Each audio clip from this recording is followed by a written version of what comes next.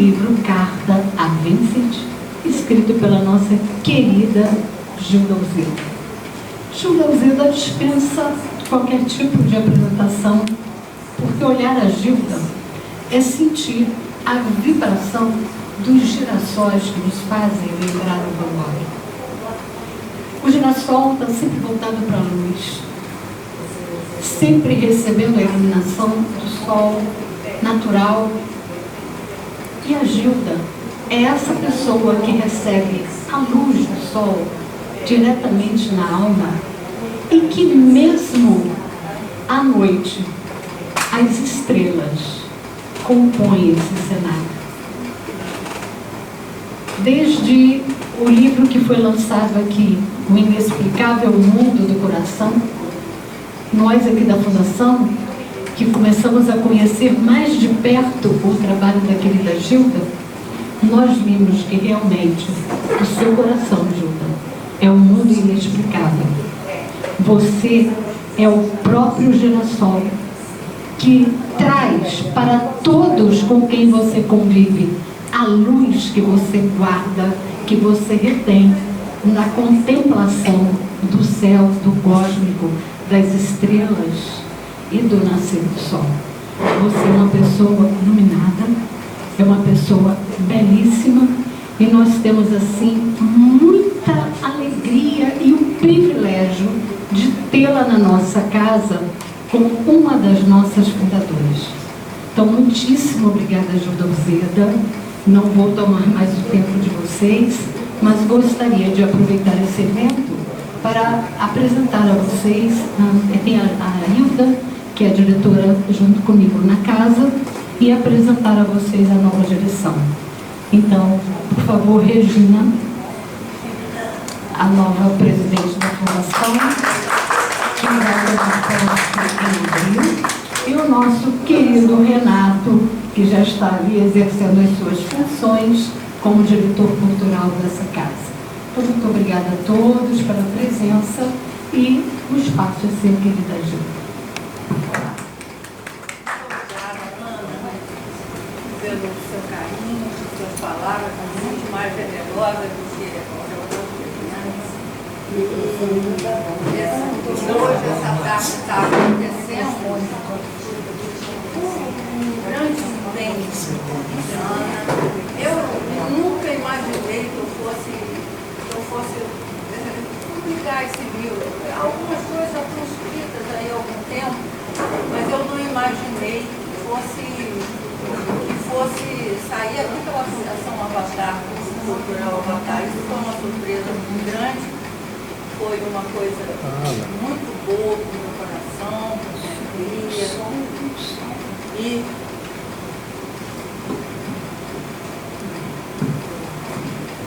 melhorou? Melhorou. Então, repetindo rapidinho o meu agradecimento à Ana, responsável mesmo, por eu ter tido a coragem de fazer esse livro, de transformar o que já tinha, alguma coisinha que eu já tinha escrito em livro. E agradecendo muito a Luiz Renato, que, poxa, deu uma contribuição assim fabulosa nessa parte toda de internet, de montagem, de trabalho. Foi precioso, a sua colaboração foi preciosa, e eu agradeço demais, tá? Ele é o que entra agora nessa nova gestão da Fundação. Ele entra como diretor cultural muito bem colocado nessa função. E a Regina, que também é caldeira, mas não é parente da caldeira, continua a fervura da caldeira, mas são dois sobrenomes, caldeira, de coincidência, não são parentas, mas que a Regina seja bem-vinda. E Ana, pode ter certeza que você cumpriu uma grande missão como presidente dessa fundação. E todo o resto do pessoal daqui da fundação, né? Todos que estão ocupando algum cargo, os voluntários, seja lá um monte de gente, a Ilza, a Sônia, a Audileia, enfim, tanta gente Aqui eu não quero nomear todos, porque eu não quero ser injusta com ninguém, né? A Miriam, enfim, um monte de gente que dá vida e continuidade a essa fundação. Bom, nossa conversa hoje é sobre esse livro, mas principalmente sobre o artista que motivou esse livro. Gente, não é uma biografia, não esperem uma biografia daqui, não é, não tem dados, não tem coisa nenhuma nesse sentido. Biografias existem, maravilhosas, existem umas boas, outras não tão boas, mas eu trouxe até aqui para mostrar a vocês esse livro que eu, há menos de um ano, conheci esse livro. Comprei pela internet, tá? A gente acha essas coisas hoje pela internet, foi na Amazon, se não me engano, que eu encontrei. Ele é considerado biografia definitiva. Ele foi, por um crítico, né, dito como a biografia definitiva. Vamos dizer assim, é um livro assim, corajoso, porque ele enfrenta certos tabus, certos estigmas de um estereótipo que foi criado em cima de Vincent van Gogh, como se fosse um cara meio maluco, meio doido, meio louco. Nada disso. Ele era intenso, ele era um cara de temperamento forte, com certeza devia ser. Era uma pessoa meio fácil de lidar, acredito que não, que devia ser uma pessoa um tanto ou quanto difícil de temperamento. Porque também ele não era compreendido, ele não era entendido, ele era rejeitado pela maior parte das pessoas que conviviam com ele, porque ele estava fora da caixinha daquela época. Ele estava fora do padrão do pensamento daquela época e da própria arte daquela época. Não foram poucos os que disseram para ele: para de pintar, você não dá para isso. Olha, hoje a gente vê que dá, né? E deu muito, né, para isso, porque Van Gogh, ele extrapolou aquela pintura mais comportada, ele era pura inspiração, era todo o sentimento jogado nas telas, nos desenhos. Ele também desenhou muito, né? Então, são mais de 1000 trabalhos, mais de 1000 obras entre quadros e desenhos, mais quadros e desenhos, em muito pouco tempo. Ele morreu muito novo, com 37 anos de idade. Ele pintou praticamente mais intensamente nos últimos 5 anos de vida dele. Dizem que dos 27 aos 37, mas mais mesmo foi depois, já depois dos 30 anos. Então é uma produção fabulosa. Ele vivia para aquilo, era a vida dele, né? Era meio doido. Não era meio doido, ele era meio obstinado, sim, naquilo. Mas foi o que a vida ofereceu a ele. Ele foi rejeitado em muitos setores da vida. Primeiro, ele não foi bem compreendido pela família. Não é que tenha sido rejeitado, não. Até teve um irmão dele que era assim, muito amigo dele, né? Que foi quem patrocinou a pintura dele, porque ele não vendeu nada, vendeu um quadro na vida. De 1000 trabalhos, ele vendeu um. Olha que loucura, né? Hoje os quadros valem milhões, um quadro dele. As exposições estão correndo o mundo, sejam virtuais ou sejam presenciais, seja lá o que for. Os museus estão cheios de obras dele, ele é tido como um gênio e um dos maiores artistas que a humanidade já viu encarnar nessa terra, né? Então, esse é o Vincent van Gogh que a gente vai trazer um pouquinho aqui. Eu andei pesquisando na internet, joguei, não sei se o Google é meio traiçoeiro, né? Eu pedi assim, qual é a pronúncia certa do nome do Van Gogh, né? Então, em holandês, Imagina, em holandês. Aí saiu lá, eu vou procurar repetir, Vincent Willem van Gogh. Van Gogh. Bom, fica por conta do Google. Por conta do Google, né? Mas a gente chama aqui Van Gogh mesmo e está muito bom, né? Então, hoje eu estou querendo aqui falar também um pouquinho da Fundação Cultural Avatar. Ela, o próprio nome cultura, né, que significa cultivo da luz, a fundação é isso, ela cultiva a luz através da ciência, através da arte, através de ensinamentos e de assuntos espirituais que são aqui tratados. Ela quer justamente trazer luz para nossos pensamentos, para nossos sentimentos, para a nossa vida, e é uma expansão de consciência. Então,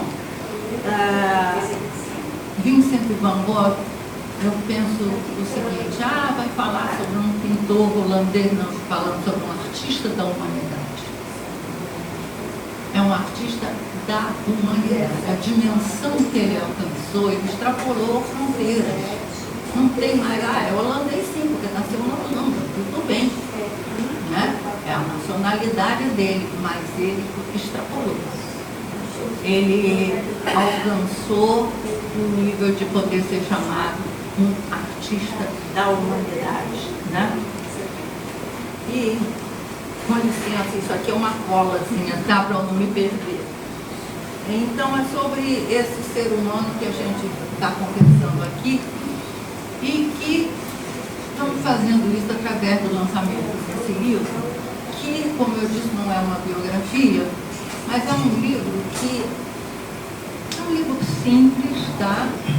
Apenas 72 páginas, algumas ilustrações, mas é um livro que procura resgatar essa visão mais realista de Van Gogh. Ele foi chamado de louco, de excêntrico, de desajustado, de não sei o que, porque ela ele não era nem louco, nem excêntrico até podia ser, porque ele saía, como eu digo, do padrão. Mas ele não era louco, ele era um homem que pensava, ele tinha reflexões, as cartas dele ao irmão e a outros amigos, que ele também não escreveu só ao irmão, mas sobretudo ao irmão, ao Teodoro e Theo, elas mostram pensamentos dele que não são de uma pessoa que não desarrasou, não é? Ele pensava profundamente e ele era também muito religioso, gente. Ninguém sabe, às vezes, desse aspecto de Van Gogh. Ele era um homem muito religioso, para variar fora do padrão, né? O templo dele de oração preferido eram as estrelas.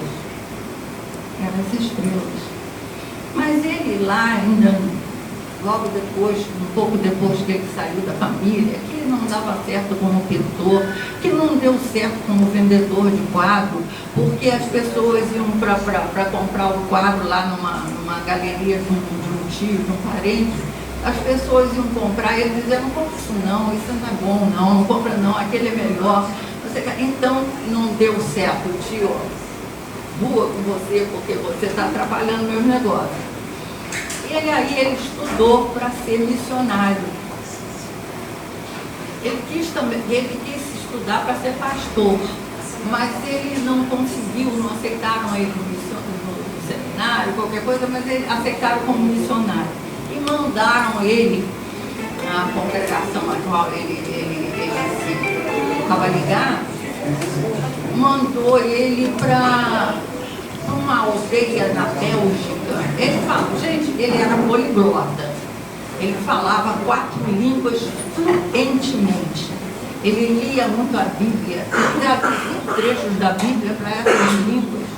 Então, ele falava fluentemente a língua dele, que era o holandês. Ele falava fluentemente o inglês, o francês e o alemão. Então, ele falava 4 línguas fluentemente. Era um cara inteligente, que escrevia muito bem também, pensava muito e pintava loucamente, né? A única loucura dele era a pintura. Ele pintava realmente sem parar, era a vida dele. Mas ele foi ser missionário lá na Bélgica. E o que aconteceu? Foi para uma aldeia de mineiros de carvão. Tinha uma mina de carvão e ele foi todo bonitinho, foi lá para o músico, né, para falar, e começaram a entrar na igrejinha lá onde ele ia pregar, né? Aqueles mineiros vindo das minas, alguns já com ferimento, sujos de carvão, roupa maltrapilha, e ele, terninho de gravata, todo bonitinho lá, ele se sentiu profundamente mal. Começou a falar e tal, aquele pessoal estava mais afim de dormir, de comer alguma coisa, do que de ouvir. E ele disse assim, pensou com os botões dele, o que eu estou fazendo? O que ele fez no dia seguinte? Pegou tudo que era roupa dele, distribuiu. Ficou com uma roupa velha, pegou lençóis da cama, fez bandagens para fazer curar ferimentos daquele, e desceu para as minas. Desceu lá para o fundo da mina e lá ele se sujou de carvão, ficou igual a qualquer um dos mineiros lá dentro. Tinha mulheres, crianças, mineiros, homens, tudo lá de dentro. E ele pregou. Ele começou a pregar, falar do Evangelho, ele era apaixonado pela vida de Jesus. E ele começou a pregar e ali ele fez muita gente se aproximar dessa parte espiritual, religiosa e tal, mas foi considerado por quem enviou como totalmente inadequado e foi expulso. Você não pode mais pregar. Aquilo foi uma paulada na cabeça dele. Mais uma rejeição. Já tinha sido rejeitado como comerciante, já tinha sido rejeitado como pintor, já ouvia, não faz, não pinta não, porque você não sabe pintar. E, enfim. E ele, com essa, ele entrou um pouco em depressão. Já tinha se apaixonado por uma parenta lá, uma prima. Fora ele, nem quis saber dele. Depois se apaixonou por uma outra moça. Não, também não. Ele podia ser meio diferente, vamos combinar. Mas ele não era compreendido, né? Daquele jeito de ser dele, era muito fora do padrão. E ele começou a se entregar um pouquinho à bebida.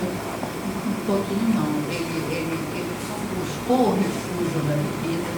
E ele tinha crises de umas espécies de convulsão, né, que o deixava desacordado. E ele tinha horror daquilo, ele tinha consciência, ele percebia quando ele ia ter aquilo. Tanto que mais tarde ele mesmo procurou um local e ele mesmo se internou para tratar, mas não curava, porque era... Talvez aquilo tudo fosse algo, não sei, o que poderia ser? Será que ele era um sensitivo, tinha influência, alguma influência também espiritual que atrapalhava ele? A gente não vai saber nunca. E ele também ficava muito inquieto com aquilo, porque ele também não sabia como se tratar, como curar. Ele fez alguns amigos entre pessoas singelas. O que ele pintava? Ele não pintava gente, não. Ele ia para a gente do povo. Ele gostava de pintar a gente singela. Eram paisagens singelas. Eram flores do campo, girassóis, né? as estrelas, o céu. A gente não pode falar em estrelas e luzes do céu sem pensar na pintura de Van Gogh, né? Ele pintou muita coisa em que aparece o céu à moda dele, como ele sentia. Eu acredito que era como ele sentia mais o céu, né? Mas nem como ele via, não sei, mas ele sentia aquele céu. Então, o nosso livro é isso. O nosso livro não é... vocês não vão encontrar novidade aqui no livro, alguma coisa nova. Não, apenas a proposta da gente pensar Van Gogh não como aquele pintor maluco, aquele holandês doido, que pintava diferente, que se suicidou, que cortou a orelha. Vejam, isso tudo é uma visão que foi comercialmente muito interessante. Quando começaram a dar essa versão dos acontecimentos da vida dele, ele passou a valer mais, os fatos passaram a valer mais. Então não era interessante mexer muito nisso. Não, deixa como está, que está bom. Mas será que isso é bom para a alma dessa criatura? Será que isso é bom? É uma pergunta que a gente faz. Então é bom a gente saber que era um homem que pensava, que escrevia muito bem, poliglota, um artista sem dimensão da gente dizer um grande artista. Ele era um gênio, porque ele não era nem impressionista, que ele era quadrado dentro dos impressionistas, mas ele não era exatamente, fez alguns quadros no estilo impressionista, mas a maioria dos quadros dele eram pós-impressionistas e já um pré-expressionista por causa das cores, né? Muito vivas. O estilo dele é o estilo dele, é singular, é dele. Então, admirando muito a trajetória artística dele, eu me aproximei muito, eu fiz releitura quando eu estudei pintura. A minha professora, naquela época, Rita Manhães, ela estimulava muito a releitura. Então, eu fiz muitas outras releituras de outros, mas a de Van Gogh me tocava especialmente. E é uma coisa interessantíssima, porque o ato da releitura, ela faz a gente mergulhar de uma forma diferenciada na obra que a gente está relendo. Não é uma cópia a releitura. A releitura não é cópia, eu procuro dizer isso aqui. Não é uma cópia. É uma releitura, igual uma música, que um compositor faz uma música, aí vem um maestro e faz um arranjo, aí vai o outro, canta a música, aí vai o outro, enfim, são arranjos musicais diferentes do mesmo tema. Não pode fugir do tema, mas tem a característica de quem está pintando ali, que está querendo se aproximar daquele artista, jamais, impossível igualar, né? Nem se aproximar, fica de longe, mas se inspira pelo menos. Então, esse livro traz uma primeira parte em que levanta um pouquinho essas questões desse período de rejeição dele e que ele é rejeitado daqui e dali, e um pouquinho também dessa visão, vamos dizer assim, porque existem, sabe, esse livro daqui, que eu mostrei para vocês, esse livro daqui, ele tem um capítulo, uma parte dele, que trata da questão do suicídio dele, mostrando que não foi suicídio. Foi um acidente com 2 menores de idade. Os garotos eram, com licença de eu falar, mas eles eram chatos pra caramba. Eles jogavam pedra nele. Eles implicavam com ele, porque ele botava umas velas aqui no chapéu de palha para pintar à noite, para iluminar. na coisa. Então, ele é um diferentão. Mas os garotos faziam isso. E teve um dia que os garotos foram e um dos meninos estava com uma arma do pai. Uma arma, eles eram donos de uma mercearia lá. Nesse livro tem o nome, tem os nomes dos dois irmãos, dos dois garotos. E eles foram para lá para implicar. E implica daqui, implica dali. Van Gogh devia ter assim, um pavio curto mesmo, se irritou um pouco com eles e tal, e quis expulsar, e eles estavam com a arma na mão. Não tiveram intenção de matar ninguém, mas conversa vai, conversa vem e tal coisa, tinha uma bala dentro da arma, era uma bala velha, uma arma velha, antiga, e a arma dispara e atinge ele num local que não dava para ter sido ele mesmo ter dado o tiro. Primeiro, não foi num local mortal, não foi no coração, não foi em outro lugar, foi na parte baixa do estômago que o tiro entrou, e a distância com que a bala entra, porque eles são laudos legistas, médicos legistas, argumentos todos, não condiz, vai conflitar com a tese dele mesmo se atirando. Só que ele dali, ele ainda vai ferido para casa, ele pede ajuda a um médico, ele pede para chamar o irmão, ele diz que acha que vai morrer. Ele morreu de hemorragia e infecção 2 dias depois. Porque se fosse hoje, ele não tinha morrido.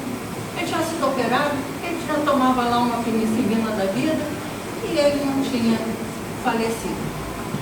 Mas eram 2 meninos, um de 15 anos, ou 16 anos no máximo, e naquele tempo não tinha essa de menor de idade. Se eles fossem presos, se eles fossem apanhados com tentativa de assassinato, pelo menos ali, ou o Van Gogh morrendo de assassinato, eles iam presos, iam para a cadeia comum, junto com os bandidos da época, homens feios. Acabou a vida daqueles meninos.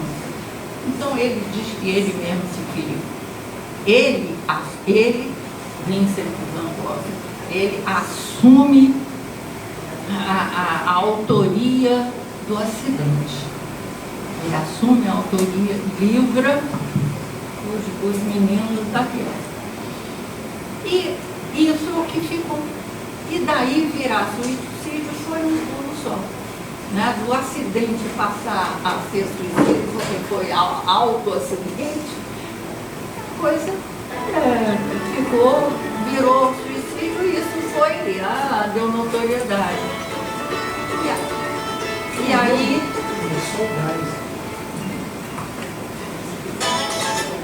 aí ficou até hoje.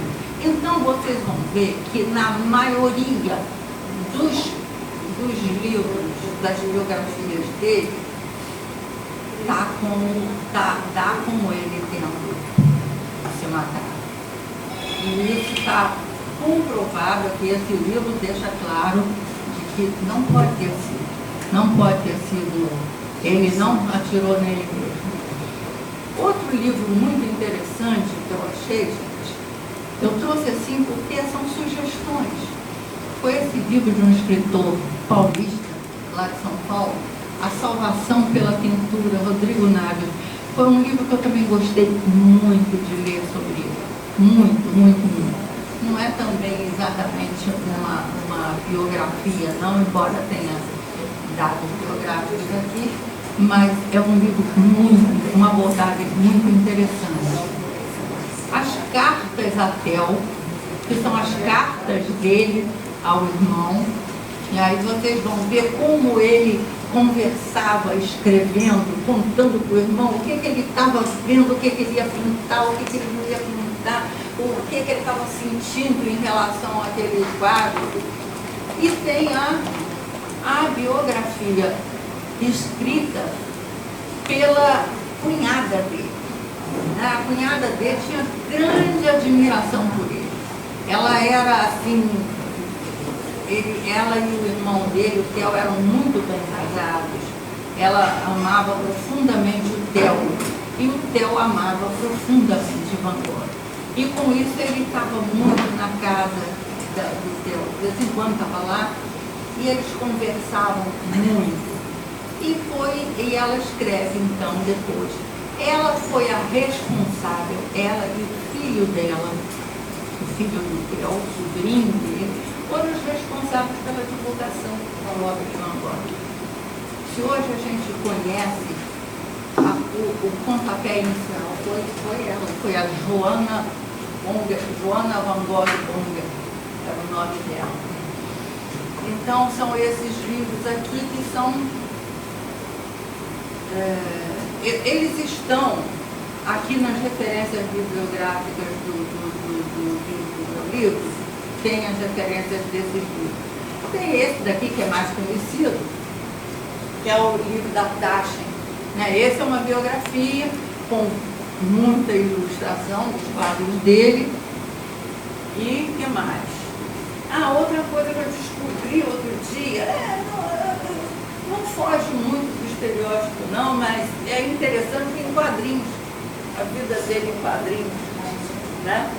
Eu descobri isso outro dia, aí comprei na Amazon, chegou agora há poucos dias lá em casa, né? A vida dele em quadrinhos. Mas para mim, um livro assim de mão cheia, esse daqui, né? Que é o Van Gogh, A Vida, Steven Naifé, sei lá como é que diz, e Gregory Wise Smith. Esse livro ganhou o prêmio Pulitzer, né? E foi considerado a biografia definitiva dele. Então, gente,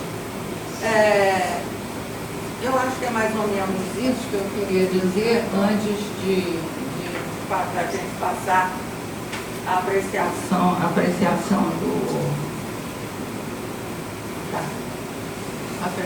de alguns quadros dele. Tem?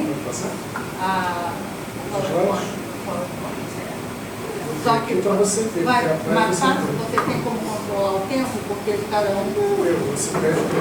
então tá, beleza. Então tá. É o seguinte, o livro, como eu falei, a primeira parte contempla essas apreciações sobre ele, e a segunda parte traz a carta, é uma carta que eu escrevi para Vincent Van Gogh, um imaginário, né? E um destinatário imaginário. E a última parte fala sobre releitura e traz algumas releituras que eu fiz dele. Só trouxe releitura que eu fiz dele, que é o que interessa. Não é o não. Então, vamos passar? Bom, a primeira está na tela também, né? Tá, é só ver aqui. Tá. Então, vou ficar por aqui e vou falar. Bom, isso é uma frase de Moria, mestre da Agni Yoga, né? Está num dos livros da série Agni Yoga, que aqui toda a obra da série Agni Yoga foi traduzida aqui pela Fundação Cultural Avatar, o responsável pela tradução, o Dr. Jaime Traeger, que já não está entre nós, mas ele é o responsável pela existência da Fundação e pelas traduções dos livros da série Agni Yoga, como também dos livros de Alice Williams. Então, vários livros do mestre Moria, ele fala sobre a arte da beleza. Ele acha que o caminho da evolução, da expansão de consciência, ele vai muito pela arte, né?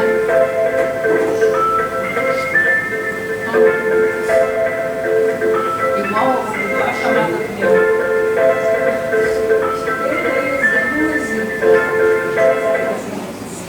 Igual a chamada do meu.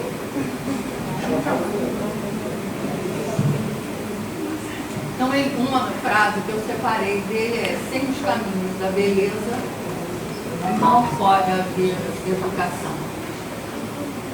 E a beleza a arte é uma expressão da beleza, né? Então, sem os caminhos da arte, também fica difícil a interpretação. Então, a arte é um pilar da cultura muito importante que a gente não deve se afastar. Assim como a arte, todas as suas expressões, não é só a arte plástica, não é só a pintura, não é só a escultura, é a música, a literatura, né? Tudo que expressa beleza, de certa forma, é uma expressão da arte. Então, sem os caminhos da beleza, essa aí é a capa do nosso amiguinho aqui, do nosso livro, né? A alma e a humanidade de um artista.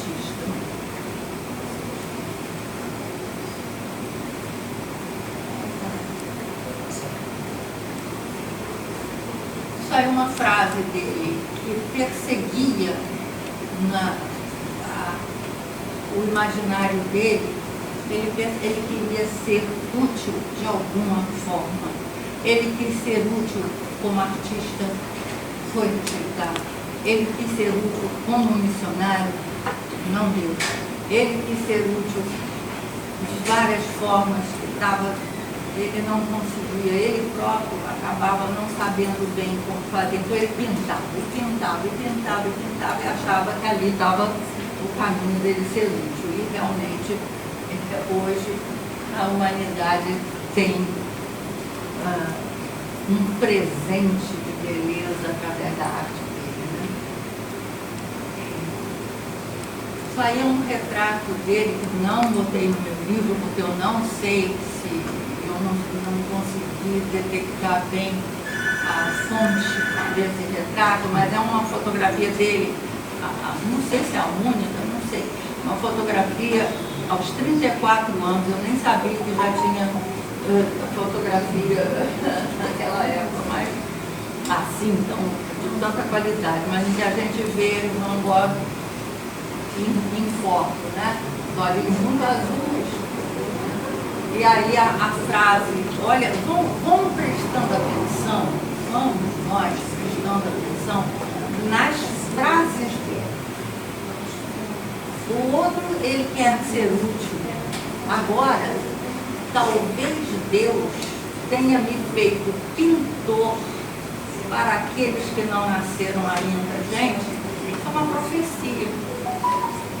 E essa frase é profética. Ele sabia que aquilo que ele pintava não atingia o gosto da época, né?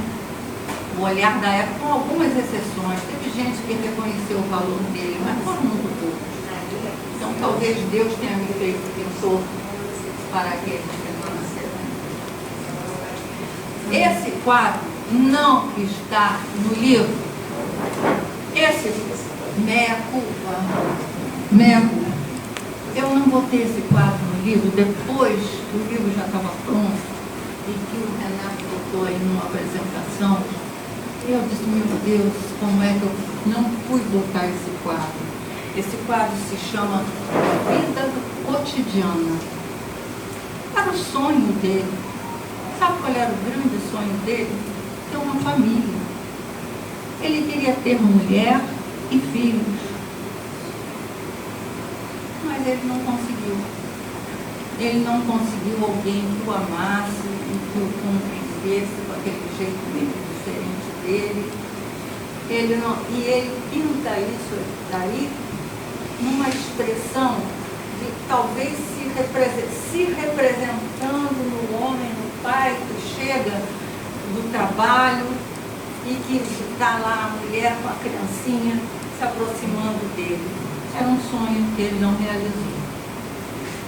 Mas está na apresentação, não está no livro, me perdoe, eu também vou me perdoar, mas não está no livro. Esse quadro é lindo, Vida Cotidiana, né? Deixa eu volta, pode voltar? É só para chamar a atenção o seguinte, muita gente fala, olha a delicadeza dessa pintura. Ela é delicada, ela é muito delicada. Ele também fazia coisas muito delicada. Ele gostava de gravuras japonesas. E de vez em quando, um quadro ou outro tem lá uma expressão de uma delicadeza, daquelas coisas bem sutis da pintura japonesa, né? Bom, olha aqui, olha essa frase. Olha essa frase. Quando sinto uma terrível necessidade de religião, saio à noite para apontar as estrelas. Aquilo que eu falei antes. O templo dele de oração era o céu, era o sol, eram os campos, as flores, a natureza e, sobretudo, as estrelas. Como esse homem gostava das estrelas, né? Então, ele, quando sinto uma terrível necessidade de religião, saio à noite para pintar as estrelas. Deixa eu só chamar a atenção sobre esse quadro uma coisa. Observem que os traços, isso é quase que uma constante nos quadros dele. Não digo em todos, mas em quase todos os quadros dele, é essa pintura rápida, pinceladas curtas e intensas.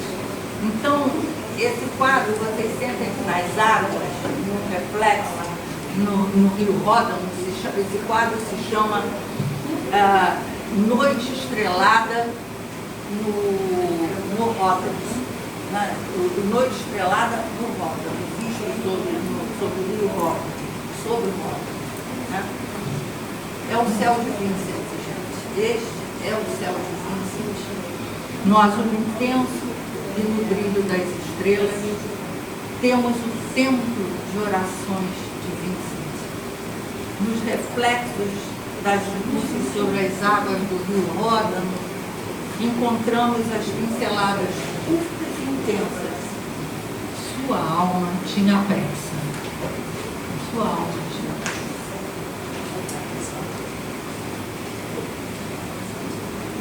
Noite Estrelada. Esse quadro, um quadro icônico, né? Todos já viram em algum lugar, em alguma... Noite Estrelada, eu encontrei neste livro daqui uma frase muito interessante sobre um crítico que falou o seguinte, nesse livro do Rodrigo Naves, né? Tudo se passa como se o pintor testemunhasse o desdobramento de forças e energias. Visão da arte nova e única. Essa frase eu tirei daqui desse livro. Eu diria que esse quadro é a síntese da alma, anseios, sentimentos e sonhos de Vincent a pulsarem com as estrelas sobre o descanso de campos e aldeias. Às vezes tem uma aldeia assim. Talvez Vincent, de alguma forma, percebesse nebulosas formando estrelas, soprando o vento cósmico, carregado de partículas radiantes e dançantes. Esse quadro não é um quadro para ser entendido. Não é um quadro para ser entendido. É um quadro meio encantado para ser contemplado e sentido. É um quadro para a gente sentir. Contemplar, olhar e sentir. Não dá para entender o que ia na alma dessa criatura no momento que fez esse quadro. E esse quadro é tão forte, vamos dizer assim, para outros artistas também, que existe a música Starry Starry Night, do Don McLean. Ela é uma música belíssima, que depois vai aparecer como fundo de musical aí depois vai numa apresentaçãozinha aí no final. E esse foi inspiração. Então, a letra da música de Don McLean é de uma poesia enorme, é uma beleza, né? E a melodia também. Inspiração de Van Gogh sobre outros artistas. E por aí vai. Gente, essas exposições que vêm aí de vez em quando, virtuais e tal coisa, né? Porque não dá para ter exposição aqui com quadros dele. É tudo inspiração que outros artistas de outras áreas têm a partir da obra de Vincent van Gogh. Olha a influência fenomenal que esse homem tem sobre a arte mundial, sobre a arte, um artista da humanidade, como eu falei no início, né? Campo de trigo com cipreste. Eu, para não me esquecer de nada que eu queria falar, eu anotei aqui. Já falei a vocês que é a minha cola, né? O vento. Observem esse quadro, enquanto eu for falando, observem o quadro. O vento sopra, revira árvores, trigais, nuvens e morros. Aquilo lá atrás é um morro. Como Vincent não administrava bem seu próprio fulgor, nem o vento que fustigava sua alma, ele os extravasava em desenhos e pinturas. E esta obra mostra o quanto Vincent, ele próprio, se transformava em vento e se derramava no que pintava, a moldar campos, nuvens, morros, tudo mais que estivesse no alcance do seu olhar. Disse Jesus num dos evangelhos: o vento sopra onde quer. É uma frase que tem no evangelho. E Vincent deixou o vento soprar, pintando, descarregando-se que nem fio terra sobre caminhos e telas nos quais deixava fluir o vento da sua interioridade.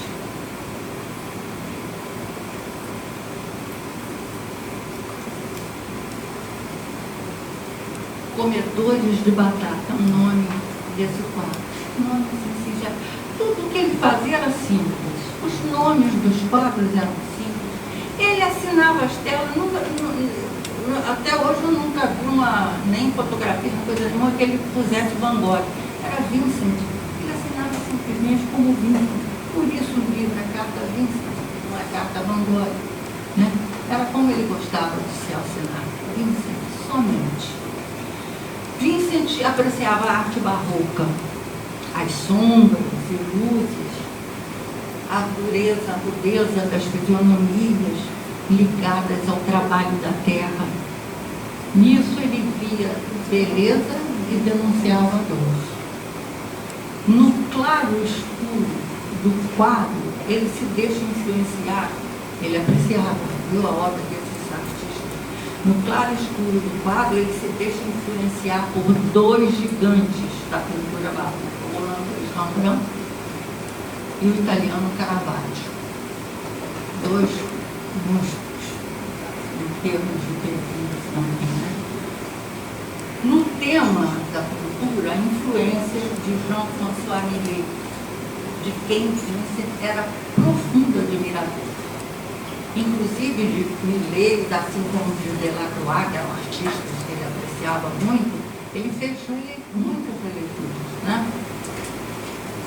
Sobre este quadro, Comedores de Batata, Vincent escreveu a seu irmão: tentei enfatizar, isso é Vincent falando para o irmão, escrevendo, tentei enfatizar que essas pessoas, comendo suas batatas à luz dos lampiões, cavaram a terra com as mesmas mãos que tocam a comida. Eu me reprovaria, ele dizendo, né? Eu me reprovaria se não pintasse quadros que despertassem pensamentos sérios em quem pensa sobre a arte e sobre a vida. Isso é coisa de maluco? Não, não é. É a pessoa de quem pensa, vai filosofando sobre a própria vida.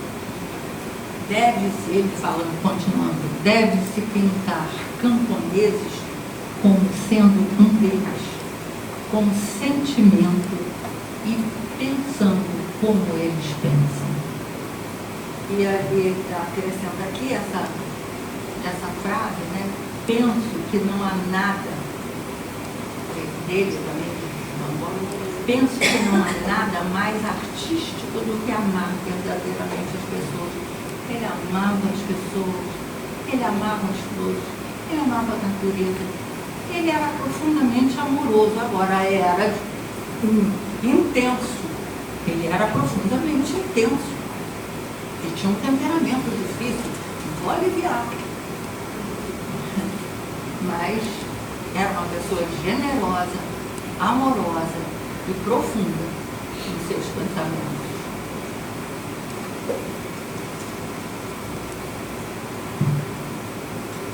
Um quadro bem delicado dele, né?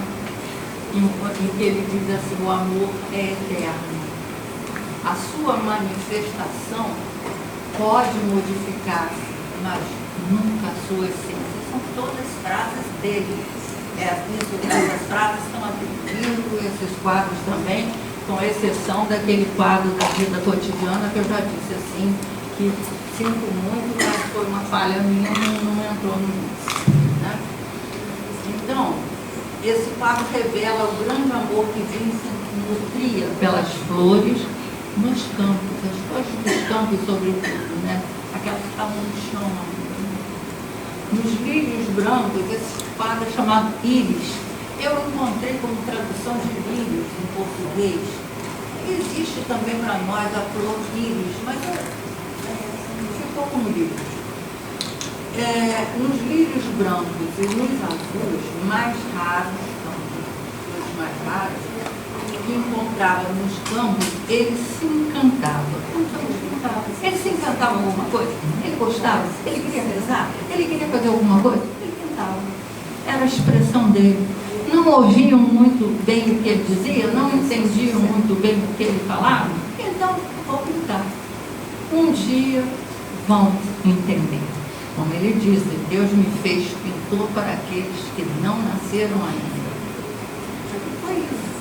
Hoje a gente está se encantando com as obras de Vincent. Aqui um quadro que eu falei ainda há pouco, que ele amava as figuras, as gravuras japonesas. Aqui esse quadro, ele lembra um pouco na delicadeza dessas flores. O quadro se chama Flores das Amêndoas ou Amendoeira em Flor. Nesse quadro vemos a delicadeza presente em Vincent. Ele era grande apreciador de gravuras japonesas e de vez em quando sua influência aparece em alguns trabalhos. A frase que eu não disse. Através do amor, é bom a gente curtir um pouquinho essas frases dele.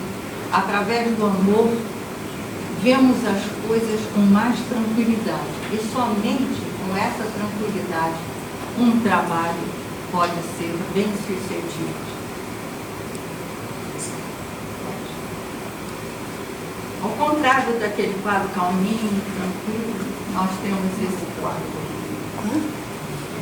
3 salgueiros ao pôr do sol. 3 salgueiros ao pôr do sol.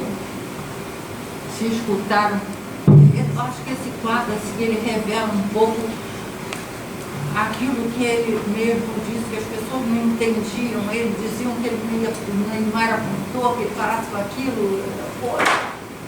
Se escutar uma voz de dentro de você dizendo: você não é um pintor, e ele escutou muito isso, então pinte sem parar, de todos os modos possíveis, e aquela voz será silenciada. Era a maneira que ele silenciava aquilo que diziam para ele. Era pintando, pintando, pintando. E nesse quadro aí, prestem atenção nisso. Observe esses 3 salgueiros, e salgueirinho lá atrás.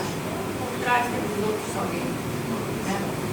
Um azul que a gente não sabe se é água, se é reflexo nos campos.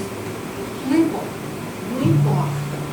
Aquele sol, tal, esse capim aqui na frente, todo atrapalhado. Gente, esse quadro é um grito, né? É um grito de, sei lá, né? É um apelo. A impressão que eu tenho é que ele se via nesses salgueiros estendendo os braços, estendendo as mãos, pedindo socorro. Me ouçam, me vejam, acreditem em mim. Ninguém fazia isso. Só o Telzinho era bonzinho. O Tel, irmão dele, foi muito gente com ele, né? Foi bom irmão. Foi quem patrocinou, porque ele não vendia mesmo nada, né? Então, esse quadro aí, eu simplesmente fiz 3 releituras desse quadro. Esse quadro me impressionou. Não sei se pela aflição do quadro, não sei se pelo pecado do próprio quadro, da alma dele, da aflição dele, né? Eu fiz 3 releituras desse quadro. 2, eu tenho uma amiga, não vou dizer que ela está presente, né? Que está bem lá no fundinho de blusinha branca. Ela ficou com 2 desses quadros. Eu não vou vender esse quadro. Ah, vai. Você vai vender esse quadro. Não vou. Você já deu outro. Não. Conclusão. Eu acho que está em melhores mãos do que nas minhas. Porque esse quadro, segundo ela, é o quadro em que ela para na frente e medita. Então está de bom tamanho, né? Então está de bom. Fico muito feliz, Cristina, que você fez esses quadros. Fico mesmo. Aí, para não ficar tristinha, sem os quadros, eu acabei fazendo umzinho com uma aquarela, um lápis de aquarela, um desenho assim. Aí tá bom, estou feliz com ele.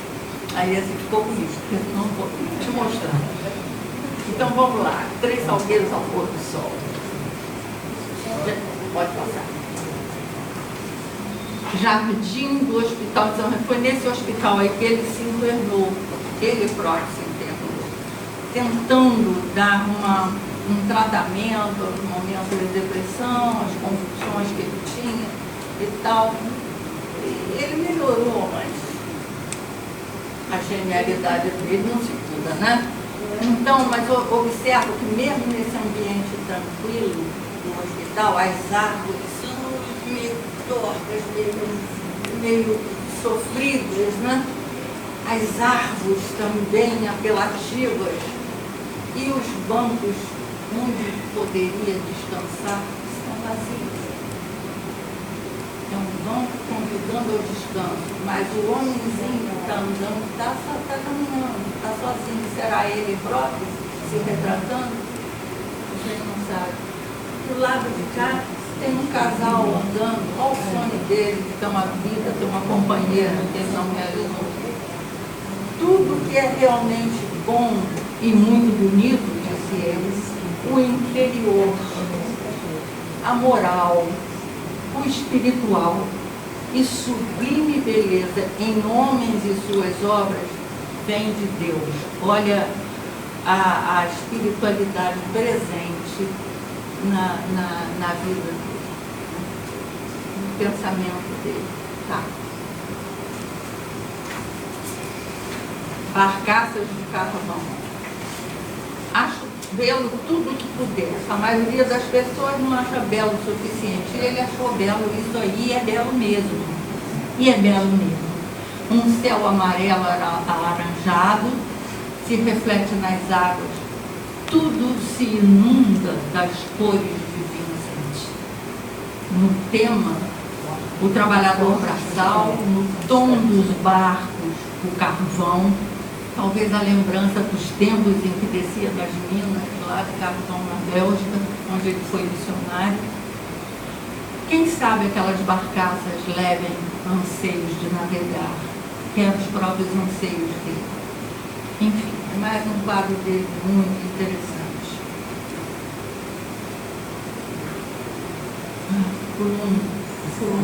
Eu acho que por Oliveira, né, botão amarelo. Não, então não faz mal. Eu tinha um outro quadro também, mas não faz mal. Não tá mal. Jarra com 14 girassóis. Ele dizia, eu tenho um pouco de girassol. Devia ter mesmo. Né? Eu busco, eu persigo e faço com todo o meu coração. E como ele buscou, como ele perseguiu a beleza, a cultura, o trabalho dele, a arte, e ele fez com todo o coração. E ele tinha mesmo de girassol. E observe que os girassóis dele não são girassóis comportadinhos. Não são comportados. Olha as pétalas é tudo assim. Tudo. As árvores, os galhos das outras pinturas, tudo apela, tudo chama, tudo pede, gente, por favor, me entende, né? Tem os girassóis fechados também, que eu não sei se já abriram, se não abriram, não sei. Ele fez mais um vaso com girassóis, tem outros também, né? Mas eu peguei esse daí, chama-se Jarra com 14 girassóis. Nas pétalas irregulares dos girassóis, um resumo de Vincent que dizia, eu tenho um pouco de girassol. Ele buscou o sol em seus caminhos externos. Tinha um pouco de girassol. Ele procurou o sol em seus caminhos internos. Se os encontrou, só sua alma pode nos contar. Mas deve ter encontrado dentro de si mesmo. E se não encontrou naquela época, encontrou depois.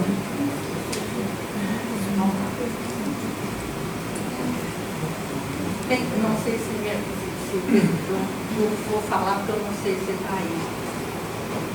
Tem o Nietzsche, filósofo, ele resume em 6 palavras em latim, ele resume Vincent e a obra dele. Tem assim no livro de Nietzsche: lux, mea lux, lux, mea lux, luz, minha luz.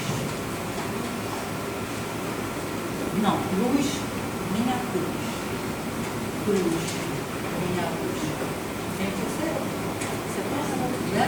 Mostra muito o caminho dele, teve cruz, mas teve muita luz. E ele via na cruz a luz, e na cruz ele tinha luz.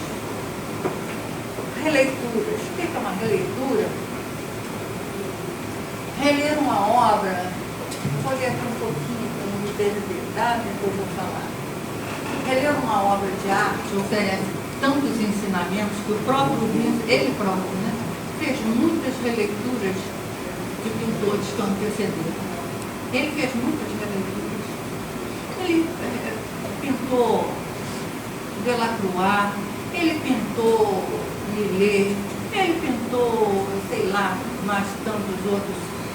Isso não é incomum, não era incomum e não é incomum nas escolas de arte, fazer releituras. Rita Manhã, minha professora, fazia a gente fazer releitura. Fazia a gente fazer releitura e era bom demais. Eu gostava demais de fazer releitura de Cézanne, de Guignard, enfim, fiz releitura, mas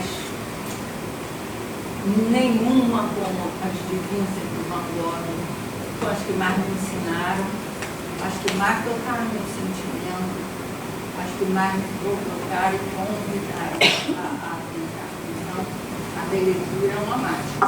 Ela tem uma coisa boa, né? Só agora eu vou pedir licença para passar alguns quadros meus, que são releituras de quadros dele. Esse daí eu chamei de Visita à Mesa de Vincent. É a partir de uma releitura A partir de natureza morta com cafeteiro esmaltada. Esse é um quadro dele, que eu fiz essa releitura. Claro, a releitura não é cópia, e eu atrevidamente botei mais frutas na mesa do que tinha. Tinha 5 frutas, eu tenho muito pouco. Vamos botar mais fruta nisso aí. A releitura, né? Pode passar. Cristina, teu quadro. Por causa do pôr do sol de Vincent, é o nome que eu dei esse quadro.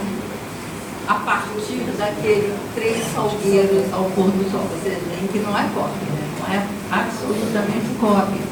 É um quadro que foi inspirado naquele, com os elementos. Eu tirei só, não botei os salgueirinhos lá atrás, era muita pressão junta.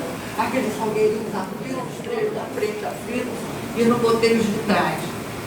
Esse é um dos... São 3 quadros que eu fiz por causa do pôr do sol, que vim a partir daquele quadro. Esse é um. Pode passar o outro. Esse é o outro. Também com a senhora Cristina Braz, uma grande artista, por sinal, tá, gente? Artesã também de primeira mão. E artista pintora também. Pode passar. Esse é o meu desenho. Esse daí eu não vejo, não. 3 salgueiros ao pôr do sol. Vê que cada um é diferente do outro, porque todos são apenas releituras. São arranjos novos daquele mesmo tema. Esses daí são a visita ao pomar de Vincent. Eu sempre boto assim uma visita ao pomar de Vincent, né? Que é uma releitura de ramos do castanheiro em flor, né? É um quadro dele, e esse daí é uma releitura. Visita ao pomar de Vincent. Esse daí é saco de farinha no contexto de Vincent. Esse daí não é a releitura de um quadro. Tem elementos de 3 quadros diferentes dele. Misturei tudo e fiz um quadro. Saco de farinha em contexto de Vincent. A partir de diferentes quadros de Vincent. Eu estou falando Vincent porque eu vi que a pronúncia não é pronúncia em inglês, não. A pronúncia lá no holandês está lá. O Google me disse que é. Em holandês, Vincent é Vincent mesmo. Então, vamos lá. Pode passar. Esse daí, eu conheço também quem tem esse quadro. Né, Dona Maria Cláudia? Visita vinda da minha filha. Está em casa, né? Visita Vincent a partir da natureza morta inteira. Esse quadro também é uma releitura. E esse daí eu fiz de lápis de cor aquarelável, só para me deixar de fazer uma ideiazinha. Aquele quadro é impossível de você fazer uma releitura. Aquele quadro é aquele quadro, acabou, muito baixo. Aí eu fiz esse desenho, né? Botei uma araucária no lugar do cipreste. Botei uma araucária no lugar do cipreste. Então, vamos lá. Também gosto muito de fazer bico de pena. Na verdade, caneta nanquim, tá? Caneta nanquim com piquinhos diferentes, uma número 2, número 4, não sei e tal. É a partir de um quadro dele chamado Barcos na Praia de São Martim, que eu fiz desenho em preto e branco. E pode. E no Velho Vinhedo de Vincent. Foram as releituras que eu fiz de Vincent. Esse quadro, esse desenho é também uma releitura de um desenho dele que chama Versinho. Para a gente terminar, o próximo quadro só trouxe aqui como uma homenagem a Vincent. Esse quadro não é uma releitura, longe disso, não é uma releitura, mas é um quadro que eu quis fazer de céu de noturno, de céu com estrelas, pensando no céu de Vincent.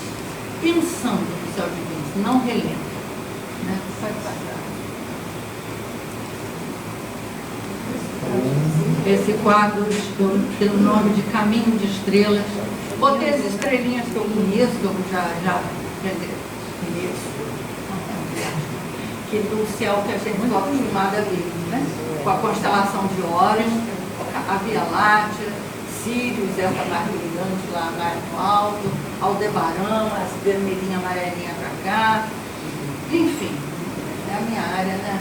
É a minha área que eu trabalhava, né? Então, esse é o Caminho das Estrelas que eu fiz pensando no céu divino, pensando, não me lembro. Não poderia encerrar sem que fosse com palavras do próprio Vinicius, né? Voltando lá algumas palavras dele. Eu busco, eu persigo, eu faço com todo o meu coração. Eu tenho um pouco de geração. Vincent Van Gogh. Pela pronúncia, como é que é, minha gente? Pela pronúncia em holandês? Não. Vincent Willem van Gogh. Eu fiquei impressionada com o Gogh. É o que o Google me falou, viu? Em holandês, como eu não sei holandês, eu estou acreditando. Nossa, mãe do céu, é verdade. Vamos lá. Aí aqui a capa, aí eu não vou ler, porque a capa de fundo do livro, né? E mais uma vez, relembrando Moria, mestre da Agni, no livro Nova Era Comunitária, sem os caminhos da beleza. Não pode haver educação. Obrigada pela atenção.